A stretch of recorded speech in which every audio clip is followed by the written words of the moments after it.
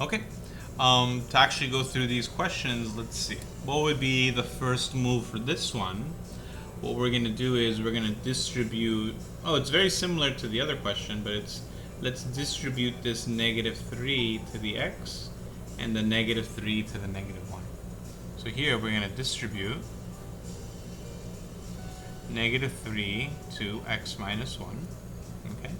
And then what are we going to get over here? We're going to get 7x minus bracket 4x minus 3x plus 3 bracket equals x plus 12.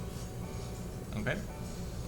So the only thing that changed was this -3 to the x, that's -3x, and -3 to the -1 is positive. Okay? What is the next move? To combine the 4x and the -3x, right? And then what would that become? Because you notice we're going to focus on what's inside the brackets. So now we have 7x minus bracket. What is 4x minus 3x? That is x plus 3 equals x plus 12. And notice how the brackets hold, right? Now here, I feel like this part might be a little tricky, but it's just like kind of the previous question. Treat the brackets like parentheses. And we're going to distribute the negative to each one of these. So now we have, so let me distribute the negative to the x plus 3, and that's equal to negative x minus 3. Okay. And I have it here. Let me zoom in. Zoom out a little bit. Okay. So yeah. And now one thing I probably should have mentioned in the previous video was that when you distribute what's on the outside of any parentheses or bracket, what's going to happen is the brackets are going to drop. So we're going to get rid of the brackets. So we have 7x minus x minus 3 is equal to x plus 12. We're not going to keep the brackets if we distribute it from the outside. Now once we get to this point, just to speed it up, it should be pretty straightforward. It's not too bad once you get to this point. So here, what is the next move? We're going to 7x minus x is 6x minus 3 is equal to x plus 12. Then what are you going to do? Now you could there are 4 moves. You could subtract 6x on both sides, add 3 on both sides, subtract x on both sides, or subtract 12 on both sides.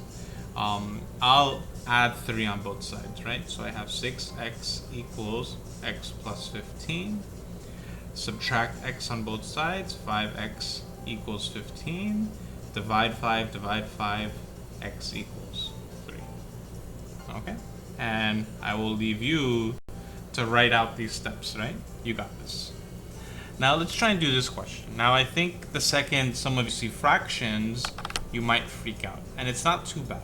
The idea with these fractions is, if I had, let's say, a 2 over here, what would you do? You would do 2 times 18, 2 times minus 5x. But instead of a 2, we just have a half. So the idea is we're going to distribute the half to each of these, and let's see what happens. How do you take a fraction? So let's say if I have this 1/2, 18 minus 5x, the idea is you're going to multiply 1/2 times 18 and 1/2 times the minus 5x. But how do you take a fraction and multiply it to a whole number? You can easily just put a 1 over any whole value, such as like 18 or minus 5x, right? So the idea is, what is 1 times 18? It's just 18 divided by 2. And you see, that's how you multiply the 1/2 to the 18. It just becomes 18 over 2. What's 1/2 times 5x? That should be minus 5x over 2.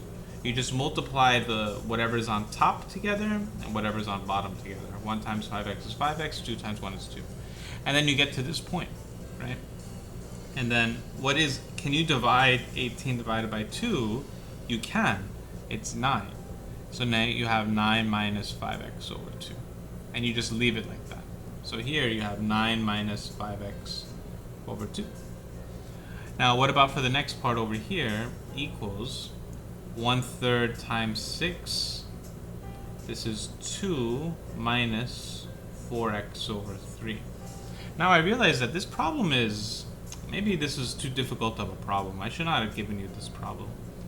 But to actually continue here, what would you do? Okay, I mean there are multiple ways, but what you could do is let's subtract 2, right? We'll leave the fractions alone. So now we have 7 minus 5x over 2 is equal to negative 4x over 3. Now this I haven't taught you, and I realize I should not have. I realize this is a bad problem. I shouldn't have given you guys this problem today. But what would be the next move? You want to find the least common denominator. And what's the least common denominator? We have 2 and 3. So notice what's the least common. The least common denominator would be it would be 6. Because the idea is, what are the multiples of 2? It's 2, 4, 6, 8. What are the multiples of 3? 3, 6, 9. Notice that the smallest one they share is 6. So what happens if I multiply 6 on both sides? That's going to be the move. And let's see what happens. Because when we multiply the 6, when 2 and 3 are a factor of 6, we're going to get rid of these denominators. So notice what's 6 times 7? That's 42.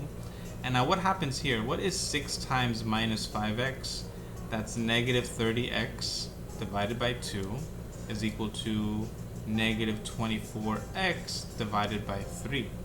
But notice what happens here. Before you couldn't divide, what's 5 divided by 2? It's not a whole number. And the same thing with 4 divided by 3. But now this, what is 30 divided by 2? Now we have, that's 15x. Is equal to, what's 24, negative 24 divided by 3? It's negative 8x. So notice how we don't have any more fractions. And once we have no more fractions, it feels a little better. And how would you finish up the final part of this problem? What are we going to do? We're going to add 15x, and now we have 42 is equal to 7x, because negative 8 plus 15 is 7x. And then divide both sides by 7, x equals 6. Okay. And if you wanted to check, you could check it. Alright, my bad. I don't think, well actually maybe this is a good thing. Like, we should practice more of these, right? With the fractions. What I'd like you to do is try and do the next part. Well, let's see.